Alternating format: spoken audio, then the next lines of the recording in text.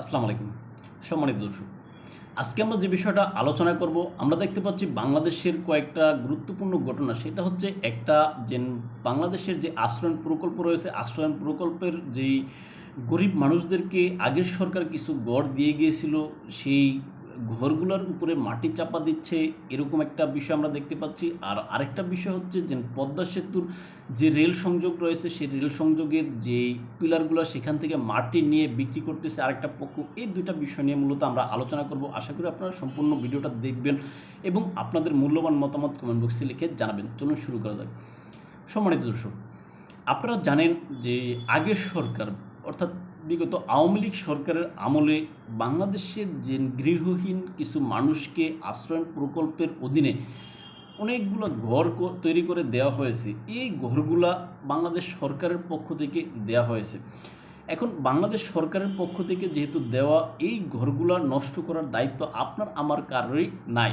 কিন্তু আমরা সাম্প্রতিক সময়ে দেখতে পাচ্ছি যে এই ঘরগুলোর উপরে যেমন খাল কাটার নাম করে, যেন আমাদের বর্তমান যে বিএনপি সরকার রয়েছে, বিএনপি সরকারের যে খাল খনন কর্মসূচি, এটা একটা ভালো উদ্যোগ, আমরা এটাকে সাধুবাদ জানাই। কিন্তু এই খাল কাটা কর্মসূচির যে অংশ হিসেবে যে খাল কাটতেছে, খাল কাটার যে মাটিগুলো আছে, সেই মাটিগুলো আমরা দেখতে পাচ্ছি মানুষের বাড়ির বা মানুষের যে গৃহহীন বা আশ্রয়হীন যে মানুষ রয়েছে, সেই মানুষকে আগে সরকার গড় দিয়েছে, সেই আশ্রয়হীন দৃষ্টিনন্দন যে গড়গুলো রয়েছে, সেই গড়গুলোর উপরে ফালাচ্ছে এবং ফলানোর কারণে ওই সমস্ত গড়গুলোর টিনের চাল এবং দেয়াল ভেঙে গেছে, এরকমও অনেক তথ্য বা এরকম অনেক ভিডিও সামাজিক যোগাযোগ মাধ্যমে ঘুরপাক খাচ্ছে।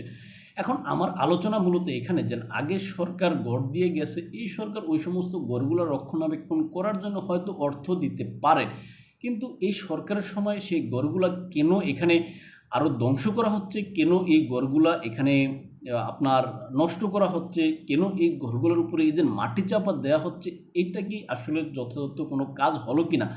বাংলাদেশ সরকারও আশা করি ওই ভিডিওগুলো দেখেছে। বাংলাদেশ সরকার এই বিষয়ে কী পদক্ষেপ নিচ্ছে বা নেবে, এই বিষয়টা আসলে জনগণ হিসেবে আমরা দেখতে চাই বা জানতে চাই। নাকি বিষয়টা এরকম যে তুই গরিব, তুই ছোটো লোক, তুই থাকবি মানুষের ঘরের সামনে শুয়ে, তুই থাকবি কোনো শপিং মলের সামনে গিয়ে শুয়ে থাকবি, তুই কেন ঘর পাবি, এরকম একটা বিষয় সরকারের ভিতরে কাজ করছে কিনা, এটাও কিন্তু আসলে জানার ইচ্ছে। যদি সেটা না হয় তাহলে এখানে কেন এই সমস্ত মানে একটা যে করে দেব, এখানে ঘর মানুষের তৈরি করা ঘরের উপরে কেন মাটি এখানে ফালাতে হবে? মানুষের আশ্রয় থেকে কি খাল কাটা বড় হয়ে গেল কিনা, এরকম একটা প্রশ্ন কিন্তু আমার মনে জাগে। আর আরেকটা বিষয় যেটা আমরা আরেকটা ভিডিওতে দেখতে পেয়েছি যে পদ্মা সেতুর যেই রেল সংযোগ রয়েছে, সেই রেল সংযোগের নিচের যে পিলারের নিচের অংশের যে মাটি থাকে, সেই আপনার এক পিলার থেকে আরেক পিলারের যে দূরত্বের মাঝ বরাবর যে জায়গা, সেখানকার মাটিগুলো কোনো অসাধু মাটি ব্যবসায়ী বা মাটি চোর যেটা বলেন, এরা চুরি করে নিয়ে যাচ্ছে বা এরা বিক্রি করতেছে। এখন এই যে বিক্রি করে নিয়ে যাচ্ছে এখানকার মাটি বা বালু, এর কারণে দেখা যাবে কয়েক বছর পরে আস্তে আস্তে ওই যে মূল পিলারের যে মাটি, সেই মাটি সরে যাবে, সরে গিয়ে এই যে মূল পিলার এখানে ভেঙে যাওয়ার সম্ভাবনা থাকবে বা এখানে ঝুঁকি তৈরি হবে। এখন জনগণের টাকা দিয়ে তৈরি করা এই যে পদ্মা সেতু বলেন বা পদ্মা সেতু রেল সংযোগ বলেন, এই রেল সংযোগ এই যে এখানে মাটিকে কিছু টাকা মাটি নেওয়ার মানে কিছু টাকার যে মাটি বিক্রি করার জন্য এত বড় যে প্রকল্প, সেই প্রকল্পের ক্ষতি করতেছে, এই বিষয়টার বিষয়ে সরকার কি আসলে কোনো পদক্ষেপ নিচ্ছে কিনা? সরকার কি দেখতে পাচ্ছে না? আমরা যখন দেখতে পাচ্ছি এটা বিভিন্ন ভিডিওতে বিভিন্ন সামাজিক যোগাযোগ মাধ্যমে দেখতে পাচ্ছি, তাহলে এই বিষয়টা কি আমাদের সরকার মহোদয়ের চোখে কি পড়তেছে না? সরকার মহোদয় কেন এই বিষয়ে পদক্ষেপ নিচ্ছে না, এটাও আমরা জানতে চাই।